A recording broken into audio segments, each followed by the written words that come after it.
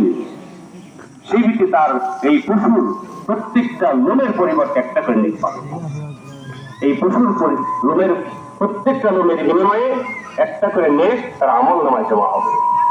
কত নেক ভাইরা বাবাজিরা, সেই কোরবানি আজকে আমরা মন প্রাণ ভরে কোরবানি করব।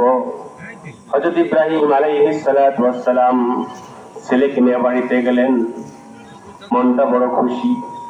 আল্লাহ পাক তার কোরবানি কবুল করেছেন, তার বিনিময়ে আর সন্তান জবা হবে না।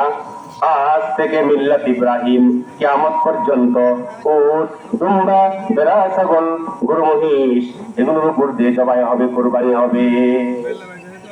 আল্লাহ পাক ফরমান, এই পশুর গোশত আমি খাই না, আমার কাছে আসে না, এটা তোমরাই খাবে, তোমরা কোরবানি দিবে, এর গোশত তোমরাই খাবে, গরিব খাবে, আত্মীয় স্বজন খাবে, তারা খাবে।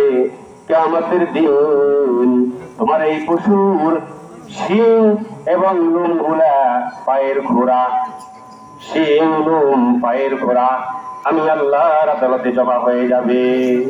কিয়ামতের দিন যখন বিচার কার্য শুরু হবে, আমি আল্লাহ বান্দার নেক আমলের পাল্লার মধ্যে এই তার দুনিয়ার কোরবানির পশুর শিং, পশম এবং খোর উঠাইয়া দিব।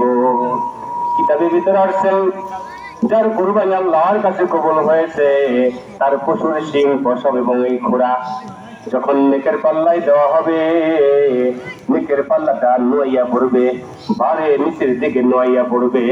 আল্লাহ পাক তাকে জান্নাতের ফয়সালা করে দিবেন। এই জন্য নবীজি বলেন, সাম্মিনু দুহায়াকুম ফাইন্নাহা মাতায়া আলাস সিরাত। হে কুরবানি দাতাগণ, তোমাদের পশুগুলা মোটা তাজা করে কোরবানি